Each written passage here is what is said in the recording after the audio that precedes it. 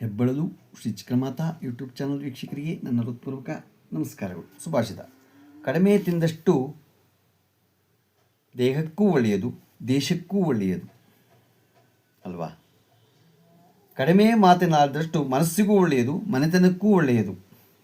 ಕಡಿಮೆ ಕೋಪಗೊಂಡಷ್ಟು ಹೃದಯಕ್ಕೂ ಒಳ್ಳೆಯದು, ಆರೋಗ್ಯಕ್ಕೂ ಒಳ್ಳೆಯದು. ಎಷ್ಟು ಚೆನ್ನಾಗಿದೆ, ತಿಳ್ಕೋಬೇಕು ನಾವು ಅಷ್ಟೇನೇ. ಇವತ್ತು ನಾವು ದಿನಪಂಚಾಂಗಕ್ಕಿಂತ ಮುಂಚೆ ಯುವನಾಮ ಸಂವತ್ಸರದಲ್ಲಿ ಹುಟ್ಟಿದವ್ರದ್ದು ಅವರ ಒಂದು ಫಲ ಹೇಗಿರುತ್ತೆ ಅನ್ನೋದನ್ನು ನಾವು ತಿಳ್ಕೊಳ್ಳೋಣ. ಹೇಗೆ ದೈವಜ್ಞ ವಿಲಾಸ ರೀತಿ ಹೇಗಿರ್ತಾರೆ ಅವರು. ಯುವನಾಮ ಸಂವತ್ಸರದಲ್ಲಿ ಜನಿಸಿದವನು ಪ್ರಸನ್ನ ಸ್ವಭಾವದವನು, ದಾಕ್ಷಿಣ್ಯಾದಿ ಗುಣಗೊಳ್ಳುವವನು, ಮಹಾ ವಿನಯಶಾಂತನು, ದಾತವು, ಸುಬುದ್ಧಿಯು, ದೀರ್ಘಾಯುವು, ಸಶಕ್ತ ದೇಹ ಸಂಪತ್ತು ಉಳ್ಳುವನಾಗಿಯೂ ಸದಾ ಸಂತೋಷ ಚಿತ್ತನಾಗಿಯೂ ಅವನು ಇರ್ತಾನೆ ಅಂತ ಹೇಳುತ್ತೆ. ಈಗ ಜಾತಕಾಭರಣ ರೀತಿ ಹೇಗಿರುತ್ತೆ.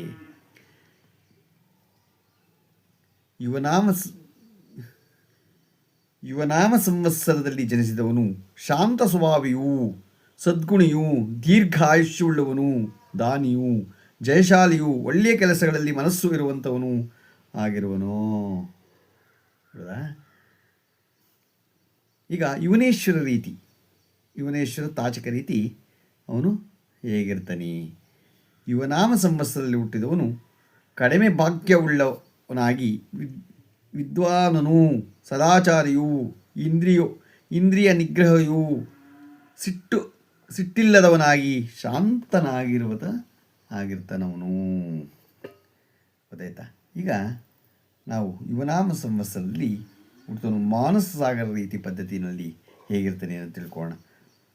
ಯುವನಾಮ ಸಂವತ್ಸರದಲ್ಲಿ ಹುಟ್ಟಿದವನು ತನ್ನ ಪರಿವಾರದಲ್ಲಿ ರೋಗಗಳಿಂದ ಪೀಡಿತನಾಗಿ, ನೀರಿನ ಹೆದರಿಕೆಯಿಂದ ದುಃಖದಿಂದ ಪೀಡಿತನಾಗಿ ಹಾಗೂ ಸಹ ಯಾವಾಗಲೂ ಪರೋಪಕಾರದಲ್ಲಿ ಮನಸ್ಸು ಇರುವಂಥವನು ಇರ್ತಾನೆ.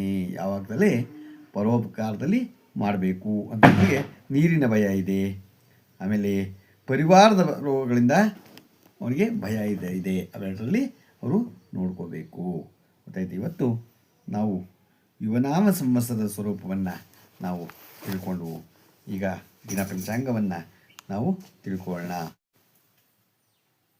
ದಿನಾಂಕ 25/8/2026 ಮಂಗಳವಾರ, ಶ್ರೀ ಫಲಾಭವ ನಾಮ ಸಂವತ್ಸರ, ದಕ್ಷಿಣಾಯನ, ವರ್ಷ ಋತು ಶ್ರಾವಣ ಮಾಸ, ಶುಕ್ಲಪಕ್ಷ, ತಿಥಿ ತ್ರಯೋದಶಿ ದಿನಪೂರ್ತಿ ಇದೆ.